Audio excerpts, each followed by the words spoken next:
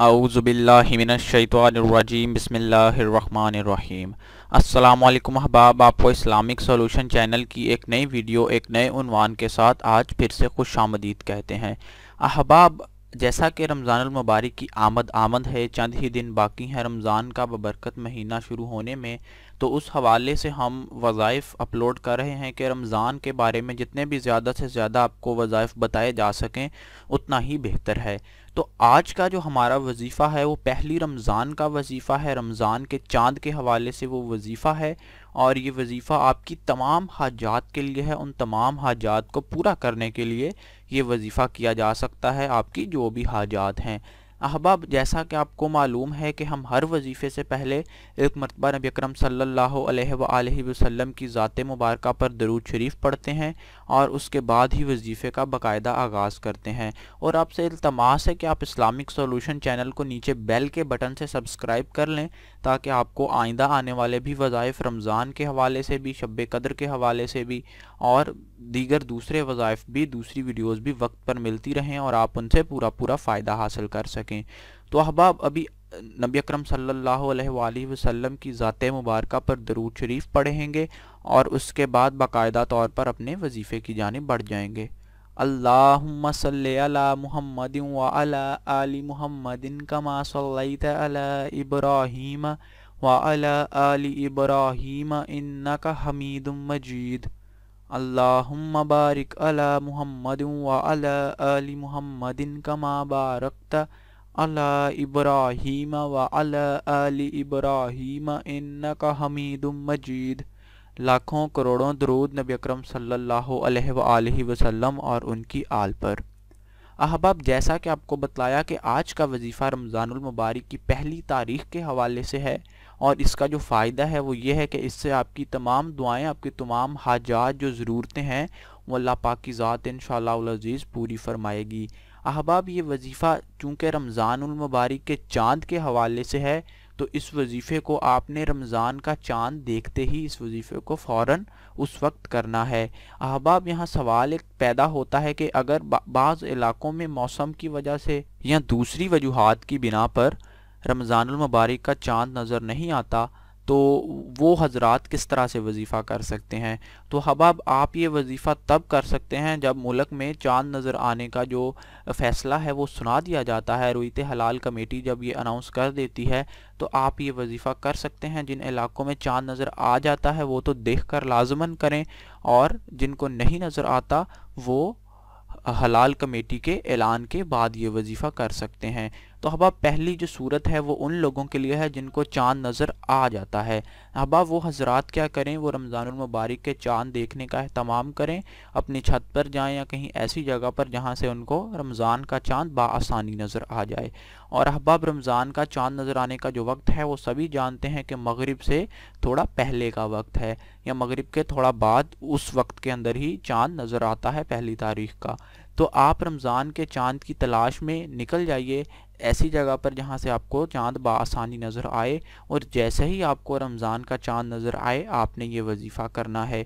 वजीफ़ा इस तरह से है कि आपने दरूद शरीफ पढ़ना है एक मरतबा, और दरूद शरीफ में आप दरूद इब्राहीमी भी पढ़ सकते हैं या कोई और दरूद भी पढ़ सकते हैं।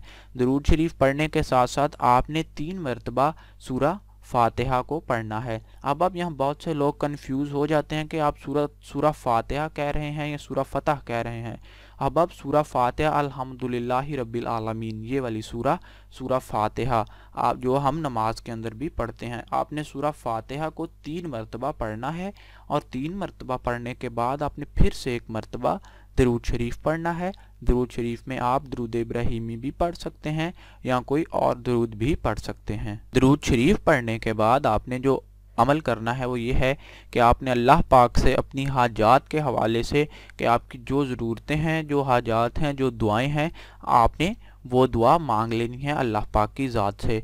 अहबाब, ये इतना बाबरकत वजीफ़ा है, रमज़ान के चाँद को देखकर रवायात में आता है कि रमज़ान के चाँद को देखकर जो भी दुआ मांगी जाए वो कबूल होती है, और अगर ये वजीफ़ा करके दुआ मांगी जाए तो उसकी जो फजीलत है, दुआ की जो कबूलियत के इम्कान हैं वो और ज़्यादा बढ़ जाते हैं।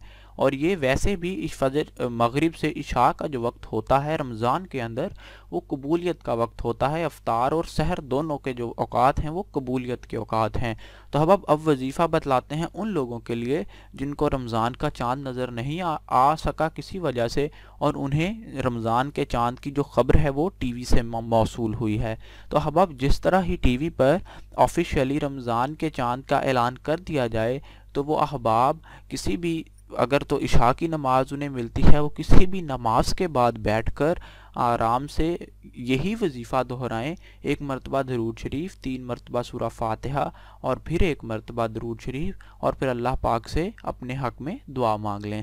یہ بہتر ہے کہ آپ عشاء کی نماز کے بعد کریں یہ وظیفہ، تاکہ جب آپ تمام کام نپٹا کر سکون سے فارغ ہو جائیں۔ اور اس کے علاوہ آپ اس کو پہلے بھی کر سکتے ہیں کہ اگر رمضان کے چاند کا اعلان جلد کر دیا جاتا ہے، نماز مغرب کے کچھ دیر بعد اعلان ہو جاتا ہے، تو آپ اس وقت بھی یہ وظیفہ کر سکتے ہیں، اس کی کوئی ممانعت یا کوئی حد نہیں ہے۔ اور احباب یہ وظیفہ کرنے کی تمام احباب کو جو ویڈیو سن رہے ہیں، جتنے بھی سامعین ہیں جن کی سماعتوں سے ہماری آواز ٹکرا رہی ہے، ان کو یہ وظیفہ کرنے کی مکمل اجازت ہے۔ آپ برائے مہربانی ایسا کومنٹ نہ کیجئے کہ آپ اجازت جس میں طلب کر رہے ہوں، اجازت مت مانگیے، آپ کو یہ وظیفہ کرنے کی مکمل اور پوری اجازت ہے۔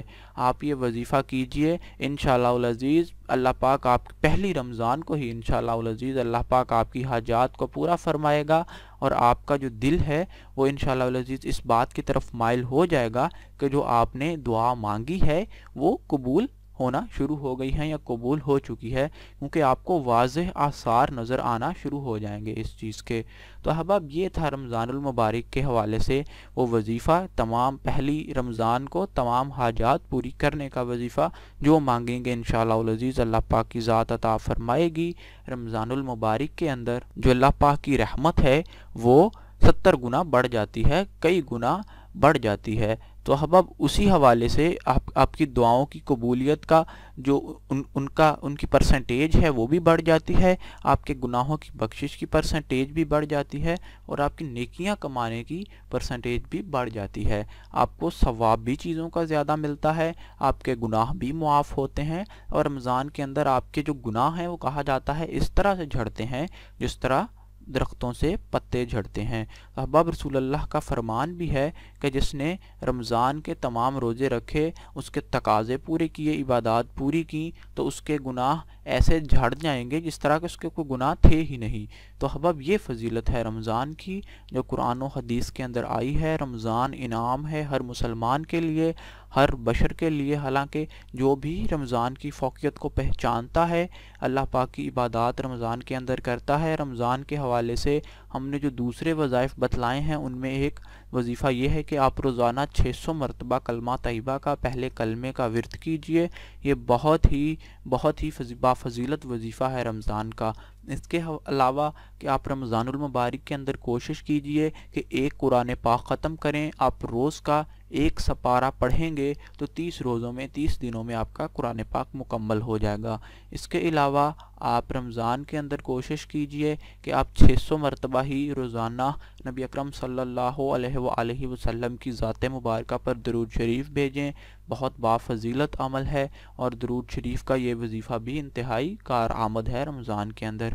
اس کے ساتھ ساتھ آپ تراویح کا اہتمام کی کوشش کیجئے، اور اس کے ساتھ اضافی نوافل توبہ کی غرض سے، ثواب کی غرض سے، گناہوں میں معافی کی غرض سے، اور دیگر اپنی حاجات کی غرض سے نوافل ادا کیجئے۔